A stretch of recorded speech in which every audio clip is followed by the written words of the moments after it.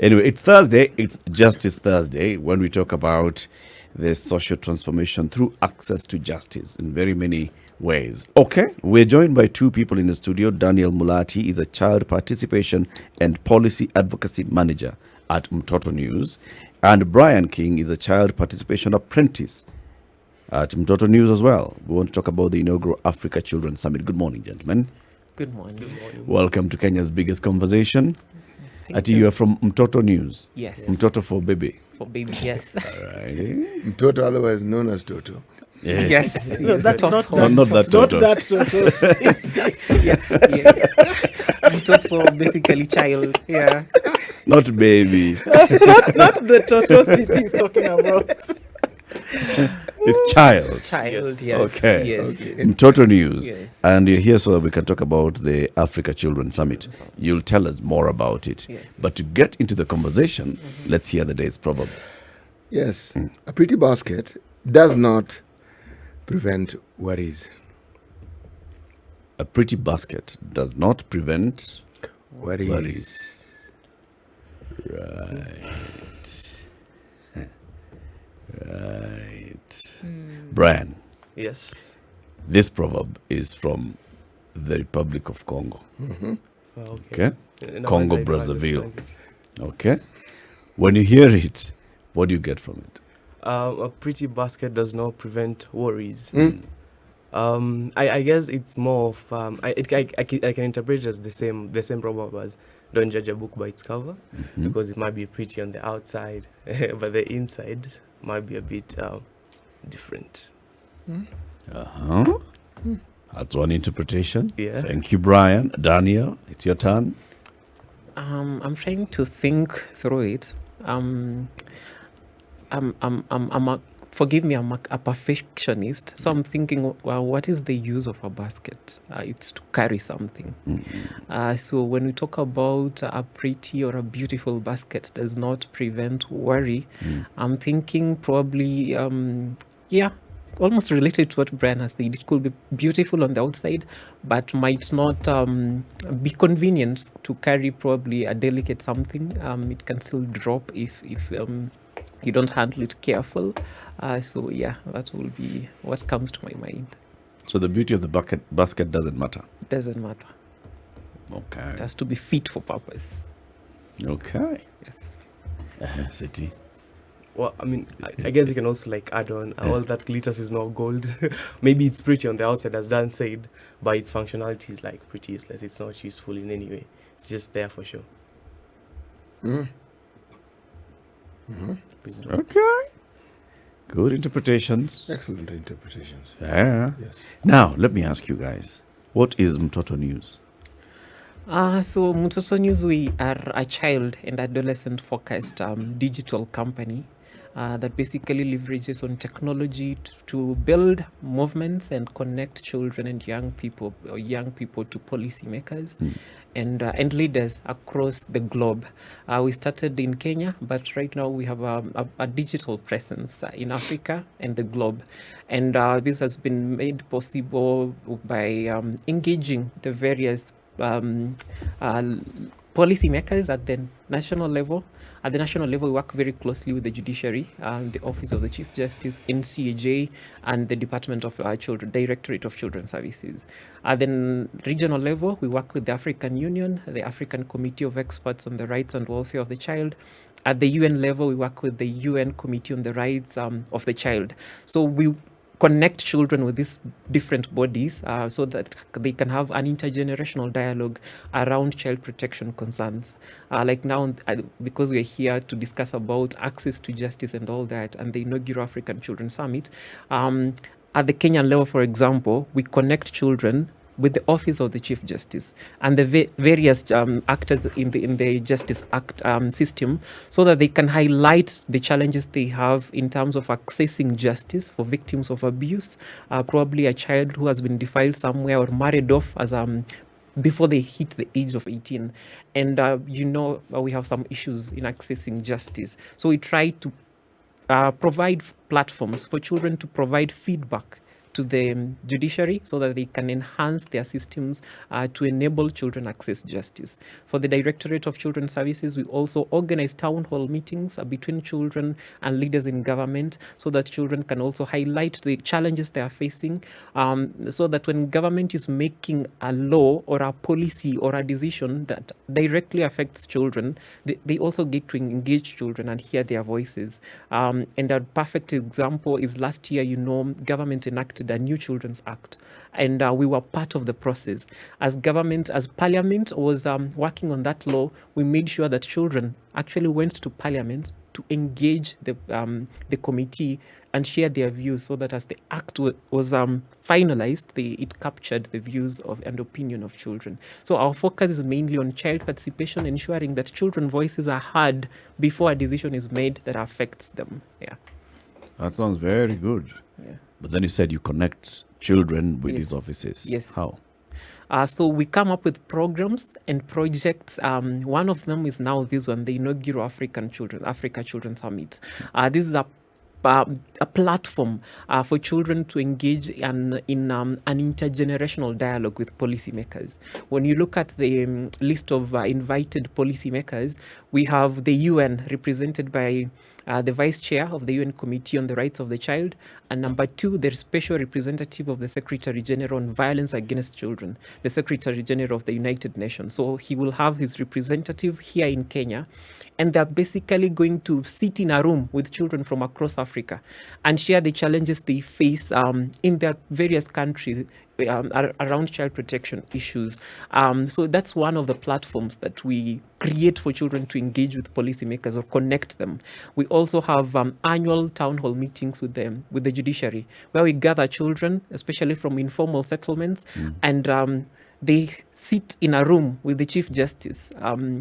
So that's another one where we just create a platform and bring children and policymakers in one room to have a conversation. But we also do what we call policy briefs. So once we identify an issue, we sit down with children and write down a policy brief and share it with the relevant authorities or government officials. We also write memoranda to different government agencies just to highlight what children are saying with recommendations to the duty bearers. Daniel, Yes. You've mentioned very many people, but I've not heard you mentioning like how you bring the children. How we bring the children. Yeah, Yes. the UN, this and the other, UN blow, this will be in the room and the children will be in the room. Yes. We've got that one. Which children? Thank you. Now, we have different categories of children that we target. We are very keen on diversity, equity, and inclusivity. And by here, I mean we target different groups. Like we always ensure that we have refugee children. So when we talk of refugee children, we reach out to organizations working in the refugee setups. So we don't work in isolation. We have partners that we work with. When we're organizing a project like the Inaugural African Children Summit, we have partners from Dadaab and Kakuma. They facilitate children from those regions to come and attend this our activities. We also work with government agencies, Directorate of Children's Services and NCCS. They have a platform called the Kenya Children Assembly, which we also support. We supported especially during the elections, and we also engage the Kenya Children Assembly. But also we again, through partners, like now for children who are coming from outside Kenya, they are coming in through our partners. So they mobilize from the countries where they operate and facilitate them to come. But as Mtoto News, we also engage children directly through parents. We go to schools. We have journalism clubs in schools that we support. We have child protection clubs in schools that we support. We initiate and establish and support. So we also engage them through schools and through parents. We, as Mtoto News, we have a database of over 5,000 children. So when we have an activity, we identify the relevant ones and reach out to parents, obtain consent. They sign consent forms, and then we facilitate them if they have to join virtually or physically. We facilitate them to join such activities. So number 1, through schools. Number 2, through partners that we work with. And then number 3, through existing government structures. Okay. Yes. If we take these activities that you've mentioned, then there are many. Yes. there is a purpose for which these activities exist. Yes. There is a goal that you are seeking to achieve. Yes. Okay? Yes. What does this goal look like? And when it is achieved, what will we see? Okay. So our number one goal, especially for child participation, is to ensure that children's voices are heard and considered in policy making. That children are not just considered as spectators and not, but engaged fully, or considered as part of the decisions. So our number one goal is to ensure that children's voices are heard and considered in policy making. But number two, we also try as much as possible, again linked to number one, to amplify their voices. But for this particular event, the Inaugural African Children's Summit, our number one goal is to come up with recommendations on child protection concerns as shared by children themselves, because decision makers and duty bearers have a mandate to ensure the safety and well-being of children. Like in Kenya, we have duty bearers who are employed by government, paid by taxpayers to ensure children are safe, protected, and their welfare is well taken care of. But in most cases, they make decisions in silos without engaging children. So our goal is to ensure that we amplify children's voices and that they are heard even in the boardrooms when government and duty bearers are making decisions. And for the African Children's Summit, we are now bringing it to another level, that it's not we are not just focusing on Kenya but Africa, so that children voices in Africa are heard in decision making at the national level, different governments, but also at the regional level. So we have goals for the summit, and if you allow me, I can just I know Brian is here. Actually, Brian can also tell us why the African Children's Summit, because he's the initiator. Before we get there, Yeah. maybe another question. Yes. What are examples of times we have seen that with the deliberate amplification of children's voices, we have seen different results, Brian? That because we have included them in the room, because we have removed them from these silos that we say they currently exist, and have had them lend their voice to a particular conversation, then things have changed. Take child protection, for example, which comes in so many things, whether for their welfare, whether from protection or safety from violence, whether that be sexual or otherwise. How has having them in the room seen to change in policy because they've been part of the conversation? I guess like to answer that question like in the best possible way, we have to look at the first instance where that has happened. We go back all the way to the Soweto uprising, where the Day of the African Child actually came from. That's one of the first instances where children were actually involved, and policymakers actually learned to listen to children. Of course, it was sad and terrible how children were killed. For them to actually take initiative and show that these children can actually be listened to. But it's the first instance where I know of that children were involved, and through that we were able to celebrate the Day of the African Child. We get to celebrate different things. We get to meet up and discuss different issues, deliberate on different issues. So that's just one of the first instances. But I mean, you're also asking what instances can be shown, or like how can we see that there's actually change happening when we involve children. It's very hard to answer that question because we've not been involving children. So to find good examples of how change has actually happened is really hard because they just isn't that much, okay? But we can also look at people like Greta Thunberg, right? She was a child when she started her work. When people actually started listening to her and what she represented, right? The change that she was actually asking for. We actually started seeing a lot of changes in policy when it comes to climate change.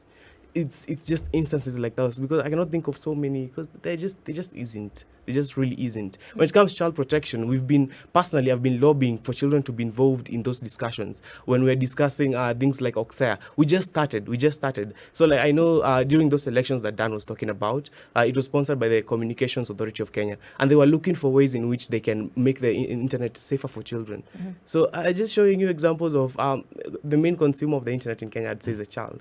So an example of them consulting children is that one. We are still like waiting to see the expected outcome, which is for them to configure how internet is going to be, to configure how parental controls are going to change, what kind of content children can access in the internet.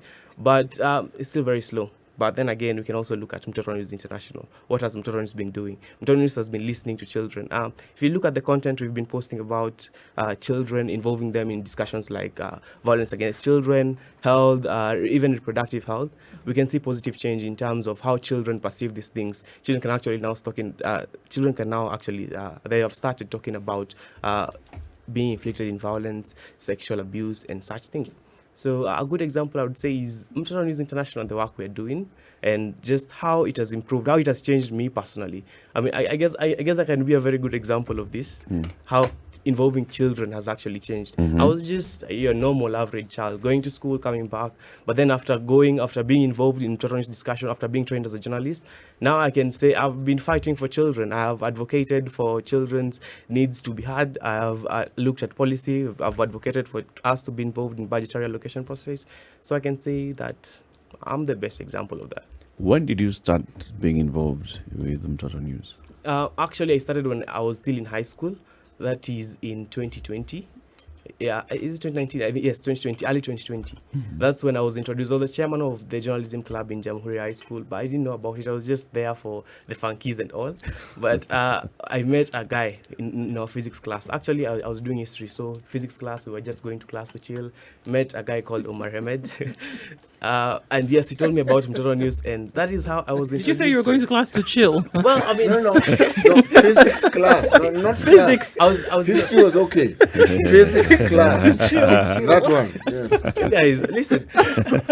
It was just like, it was that time when you want to like revise, but then it's not happening, so you have to relax and pull yourself together. Yeah, it's, So, it's yes. those moments.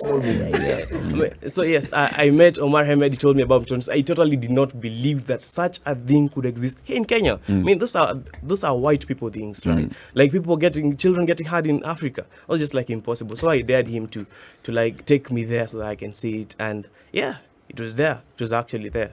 Got trained as a journalist, and I found my passion was in advocacy, and that's what I'm doing. Let me ask this question. From what you say, the impression you give is that children are not heard. They exist, there are many numbers, but they are not heard. How do you arrive at this conclusion? It's not an assumption, really. I said, how do you arrive at this conclusion? Yes, okay. I'm arriving at this conclusion, like, let's look at it from my personal opinion, from my personal self. I'm assuming that most of you guys are parents here, including Mr. Daniel. So you have children, and most of the times when you're doing, like, when you're conducting things, like, when you're handling things at home, just like from the basic household level, you don't ask them tunataka kuhama, it's because of this and this. It's because parents, the mentality of parents is that because I'm the one who's earning, I have to make all the decisions. But those decisions don't just affect So there's no public participation at it. Tunataka tuhame, no naje. Yeah, it sounds funny. Those of a similar opinion say aye. It sounds funny, but it's supposed to happen because you think about it from this level, right? Right. Your whole life is in Kenya, because you can say it's in Kenya. For a child, it's in my home, it's in my estate. That's my whole world. That's the entire world. That's me. My whole personality is there. My friend group is there. Everyone who knows me is there. And then just one day I wake up and I'm being yanked out of that into something else. Because what? My parents, it might be even like financial matters that you cannot control, but like it matters how you like address these children. Yep. It does. It does. It's very important to like talk to your children and learn that they're not like they're not basic, they're not stupid. I like to say they're not stupid. They also have a feel about these things. Sure. Just like you would love to be consulted by your partner, they would also love to be consulted because they are part of the family, aren't they? Their partner. Exactly. They are part of the family. I like to consider children partners in the family level. And on a national level, I want to show you guys that we are not consulted at all. I know we have public participation forums. I attended one. I did not know, but luckily I was told about it and I attended one about the budgetary allocation processes. I think a few months back. And I was surprised to see that it was just everyone there was either looking for an opportunity or already had an opportunity.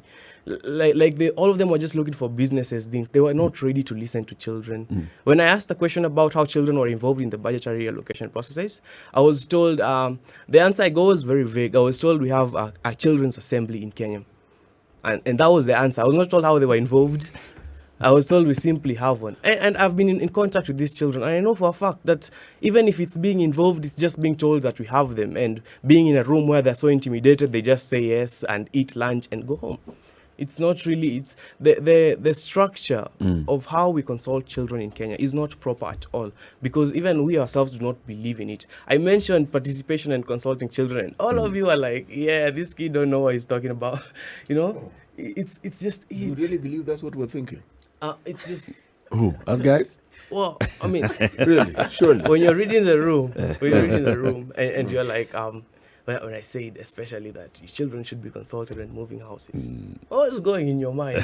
I actually agree. This kid don't earn rent, right? No. What did they Or say? even Agree. changing schools. She does. Actually, the question that was in my mind was, at what level do you begin this conversation? You see, and how do you? You have created a forum that is outside the family setup. Yes. And the conversations you're having, in my mind, ought to begin within a family setting, if it exists, or in whatever form it exists. But it should also exist at school. Absolutely. So the things we're talking about, Yes. if it's not introduced in your home setting, Yes. you get to learn it in school. In school. So it's something that you consider normal. The reason why it is odd, even in your mind, is because even you find it strange. It's not that, and what you're doing is you're transferring what you find strange to us and think we are finding it strange. Some of us actually consult our children on literally everything that we do. You do. There are Literally. people who are actually detached from the Literally. norm whereby it was that children are to be seen and not heard, right? Yeah. And we cannot run away from that having been a traditional view of what many folks grew up, not because they wanted to, but they were so conditioned that that was the same situation that they went through themselves. You would be caught dead saying a thing in front of your father or mother when they were speaking. Exactly. And this is why you find it odd as well. But we're saying that obviously we're coming out of those cocoons, isn't it? And that if we have children as participating stakeholders in conversations that have no choice but to affect them in the future, then we're only going in the right direction. That's what we're saying, essentially. And we're saying that if it We are saying starts- in all these things, basically what we say is we ask for your opinion and then we give it to you, okay? So we include children in Let's take a break. Let's take a break. We'll continue. This is the Situation Room, the only way to start your day. We have people from Mtoto News, and you can actually check them out, mtotonews.com. It has two sections, the children's section, the adult section. Very interesting if you just go onto the website and interact and see the content that they post there. Daniel Mulati is a child participation and policy advocacy manager at Mtoto News, and Brian King is a child participation apprentice at the same organization. We're talking about the inaugural Africa Children's Summit, and just before we went to the break, we were talking about why children need to be heard and whether children are being heard. And Daniel, you were about to say something. Yes, I wanted to say it's actually their right. Children have a right to participate. So it's not a favor we are doing them. It's a right that is bestowed to them by different legal instruments, including the Constitution, the Children Act at the national level, the African Charter on the Rights and Welfare of the Child at the regional level, and the UN Convention on the Rights of the Child. So what we are doing is basically to facilitate them to enjoy their right to participation. Through creation of the various platforms we have mentioned. And as he rightfully put it, It is called city. city. Sorry, yeah. Child participation happens at different levels. The very basic is family, at the family level. And what we do before we engage children, we engage parents as well. And as we continue engaging children, we continuously update parents so that we empower them also to be able to listen to children. Because we all know in Africa, initially children were there to be seen and not heard. So your parents basically made all the decisions. And it's not that we are trying to incite children against parents, because in most cases people feel like we are empowering children to be activists even at home, so that they question every decision that our parent makes. And to try and clarify that, we also have capacity building sessions with parents and tell them, as we empower your child to engage in conversations with you, as they come home and try to engage you on a decision that you've made, they're not trying to question your decision. They They're just need to be, participating. they want to Actually, participate. you know, as you're talking, I'm thinking, what we are discussing here Yes. is not something an African. I know. No, what is an African about it is the way we go about it, because we are saying it's legislated, it's in this charter, it's in this charter, and down your throat, this is a right, and you have to abide by it. In a traditional African setting, the child did have a voice. It's just that the child didn't go to the father and tell him, "Excuse me, daddy, this one, forget about it." Yeah. No. It's context. Yes, the child. Did he? Yes, Even there, to date. there was a way in which communication was passed along until it got to the person who The was supposed father. to hear it. Yes, Yes. it was always there. Yeah. In a typical African setting, there were very many children. Usually, communication would be passed on to the eldest of these children, who would then know who to pass it on to. The it would, mother and then the father. believe me, that voice was not a silent. That's a Western concept. Yeah. Yes. Yeah. Claiming that the child in an African setting did not have a voice. The child in an African setting had a very clear voice. Decision making is actually made by very many parents, even to date, with a child in mind. Yes, yes. Where you live is because of children's going to the children access to school. It's all about, it's a child who is at the center of decision making. It's the children. Where are they going to be able to play? Even for many instances, even the type of car someone buys, you'll hear But it's, people looking. yes, Okay, Yeah. yeah, so- can it seat? Can it fit the children? Can it fit the bikes? Those who have bikes and such. But you just said it correctly. Right. You make these decisions with the child in mind. You don't make these decisions with the child. Actually, you do. No. Most of the times, all right, I agree. I totally agree that we have family settings where children are actually consulted. Mine is a good example. Mom, I know is listening. In our family, we put everything in the table, and we discuss from finances to decisions concerning the family. We put them on the table. So that's an example of a family that consults children, right? But then we have a family. Like she said, she totally agreed with me. Sometimes the child doesn't know anything. And like you said, we make these decisions with the child in mind. The problem is we make these decisions with our own experiences. Not understanding that in this current age, we have different needs. We have totally different lives. Like not only the challenges, but also the triumphs are very different. What you want is not what I want. So as you're making these decisions for our good without consulting us, Let me just explain something here. You cannot take the view that a child is an adult who understands everything the way you do. Okay? Again, a Western concept is completely misleading. Children are supposed to be brought up. Just a simple fact. Children are supposed to be brought. Everything we're saying, if children understood everything, this conversation would not be taking place. You want to inculcate a certain understanding in children so that when they grow older, this is something that they have been inculcated into over time and is something they consider normal. Yes. Now, with the changing times, it is true. Certain norms may not necessarily bring out the desired results.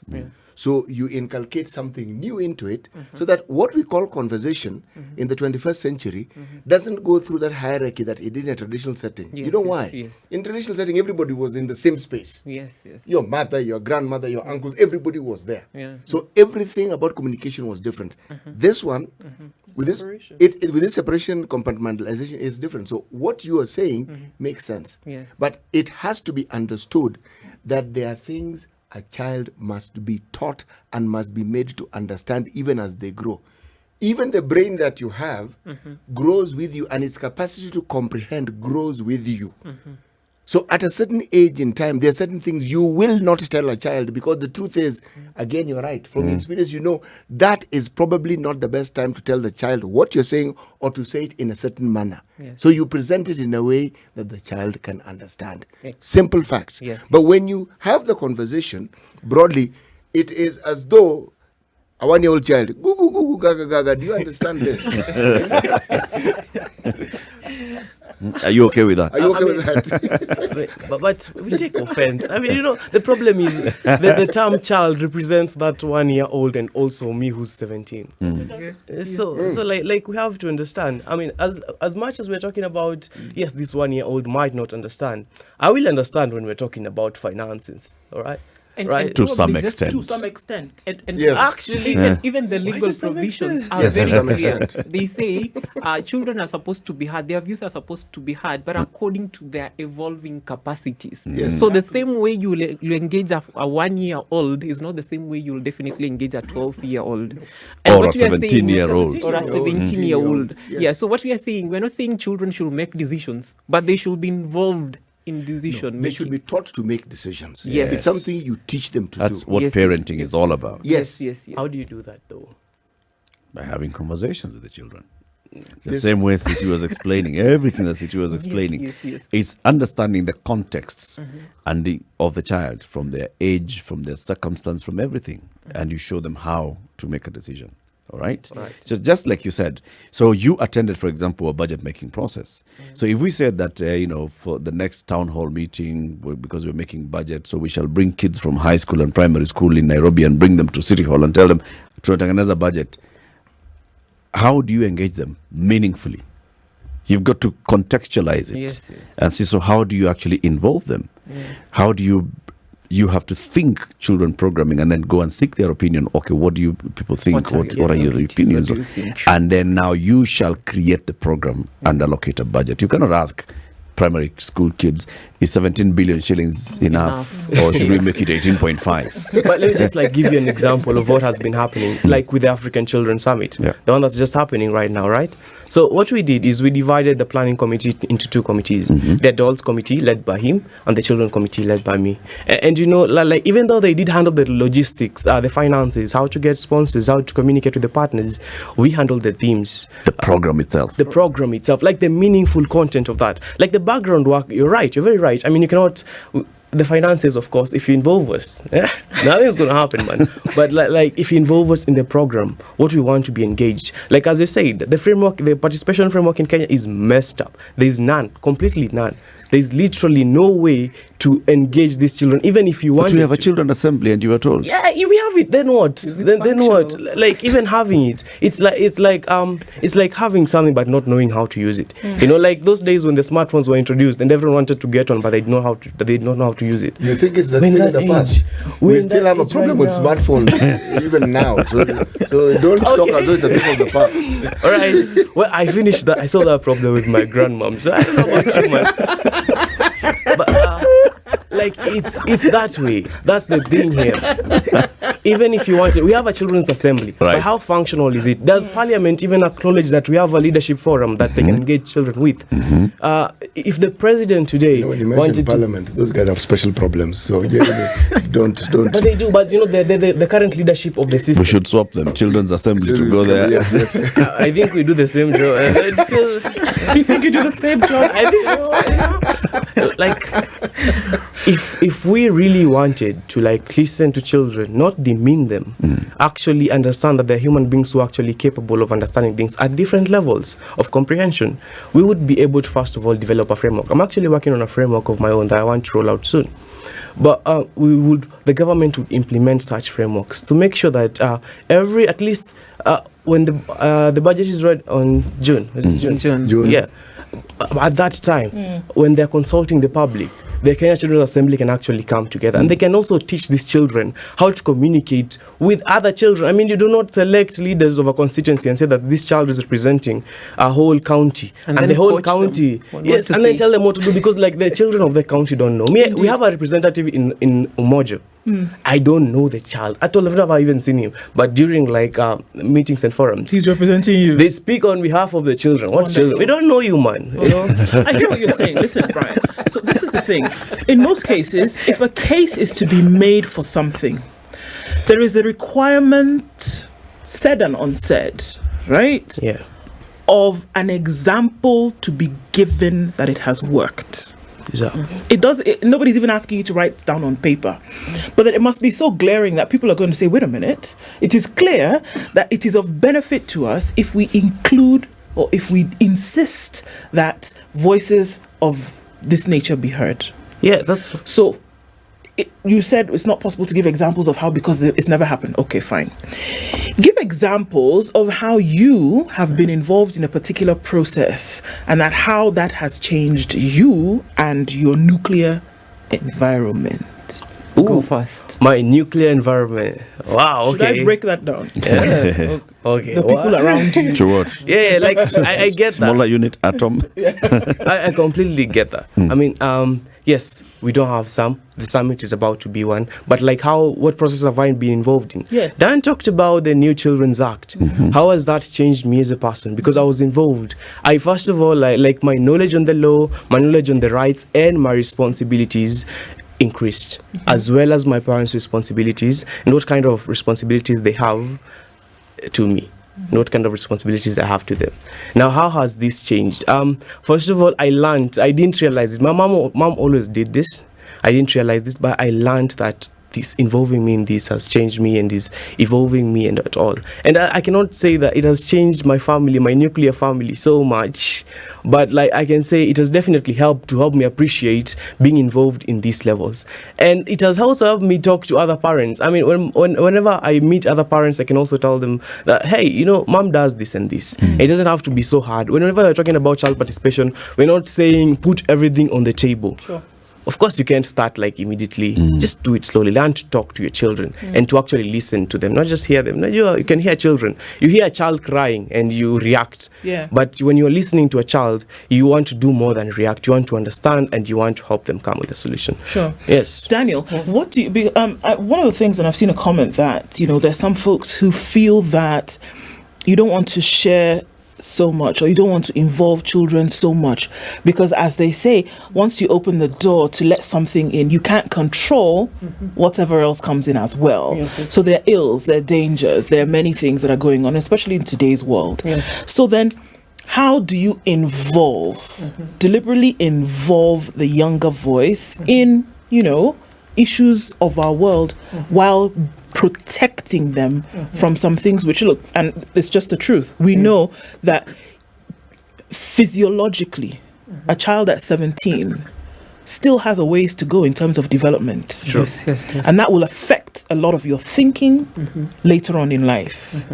So how then do you involve children in a lot of these processes while still protecting them from a yet to be fully developed mental capacity? And that's not an insult at all. It's just Yes. the truth. Yes. As I mentioned, the same legal frameworks, the different ones at the national level, regional level, and global level, that bestow upon children the right to participate, also states that it has to be age appropriate or according to their evolving capacities.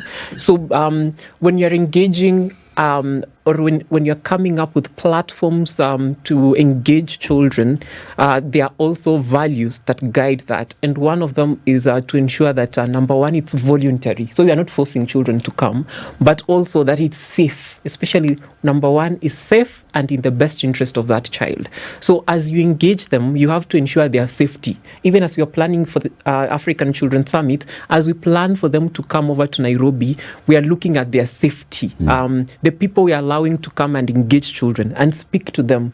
What are the issues they are going to discuss? What are the things they are going to tell these children? Because again, there are so many things happening in the world. And if you allow just every other organization to come and speak to children, they will start introducing things that might not be appropriate for these children. So we also have to vet the individuals that are going to engage children. We have to ensure that the platforms we are providing are safe, including physical safety. When we bring children in a room, is this room safe for them? What are the conversations that are going to happen there? Do we have a government representative who will also just be there to ensure that there's a government voice, but also to take feedback? So for child participation to be meaningful, we have to consider all that safety, physical safety, emotional safety, so that we don't introduce, as you've rightfully put it, concepts that are probably are going to mess up this child. What so kind of concepts would those be, Daniel? 10. Of course, you knew when you went there we were going to walk through there with you. You opened For So we example. walked in with you. Let me share a very particular example that touches on the National Assembly. Yeah. So when we were developing the new act, the Children Act, the new one that was enacted last year, we participated in the process since 2016, and we finally got an act last year. We were part of the process the entire period. We went around all the 47 counties, engaged 3,000 children. We got memoranda written to Parliament. And finally, government called for public participation when they had the final draft. And they met in Mombasa. And then they invited us. They invited the public. And we took their children, 17 children, to go and engage the members of Parliament. And you know what? One of the child from Kajiado shared the issue they are facing, early marriages. And a member of Parliament said he supports early marriage. And he had his own reasons. And he actually was trying to lecture that child. Why is the child against early marriages? And it's he was trying to say medically or according to health, the earlier a lady gets a child, the better for that child. So that was his line of argument, that if a child gets married early, they will get children without complications and all that. And, you know, we had again to protect the child from an MP, a leader who is supposed to be acting in the best interest of the child. I'm trying to avoid, I know we're trying to leave, I know where You can see where you took us. I'm trying to avoid the other one, but I can say even as we're planning for the... Let me ask you Yes. directly, because you're organizing this conference, okay? Yes. And their parents were listening and they'd like their children to participate. Yes. Okay, so the issue is, let's call it human rights. Yes. And the involution of rights as has been defined Yes. by various actors in the society. Yes. Okay? Yes. So, okay, you know what I'm asking. Let me say this: the content or the thematic areas to be discussed during the summit were determined by children, as you already shared, Right. and they gave us 7 thematic areas. Yes. Violence against children, where we look at harmful cultural practices, sexual abuse, and all that, all forms of violence against children. Number 2 is climate change and how that affects children. Number 3 is child health. Number 4 is education. Number 5 is access to justice. Number 6 is child participation. And number 8, which is number 8, Number Brad? 7, not number 8. Number 7. Number Yes. 7. I think we mentioned all of them. No, there's the 7th one. Yeah, And you're the ones who education, came. justice. As you remember that, Yes. what does child health mean? Child Does health- it include sexual and reproductive rights? Yes. It includes that. To what It extent? includes one of our partners is going to engage children around sexual rights and reproductive health. To how accessible are the services to young people, and also look at the aspects of teenage pregnancy and how that affects the children in terms of access to education, because once a child gets pregnant, they are now supposed to take care of this child. So how does that messes up the entire childhood of that girl? So we're looking at some accessibility, but also how do we take care of teenage moms and also prevent early marriages and FGM. But we're also looking at access to food and nutrition, not just food, but nutritious food, food and nutrition. During our town hall held last year in June with the Chief Justice at Mbagathi Primary, one of the children collapsed, only for that girl to tell us she had not eaten in 4 days. 4 days. This is Nairobi, in the city. We have a child in Nairobi, the capital city of Kenya, who has no access to food. And she For goes 4 to days. school for 4 days until her system shuts and she collapses in one of our sessions. So we looked at that and we are advocating for the school feeding programs. Children asked for that. Right. So that conversation will also feature during that session on health, because access to food affects the health of a child. They will become they'll suffer from malnutrition and all that. So again, that component also features Stunted under growth. health. Yes. Very, very good angle Yes. there. When is the conference, as you conclude? Starts on Monday at Boma Hotel. Again, because of safeguarding, it's not open to everyone. We are waiting, so you have to register before. So that we vet and, allow you to access the facility. It's a children's summit, so we don't want, unfortunately, you are not invited unless you are a child. You represent children interests. Your children are or you can come as a chaperone or, a guardian to your children. Okay. You can register your children and bring them over and get to listen to the conversations. We are having policy makers from the UN. I mentioned we have 2 officials. From the African Committee of Experts, we have 3 of them. In Kenya, we have the Chief Justice and a host of other government officials that will be there to listen to children.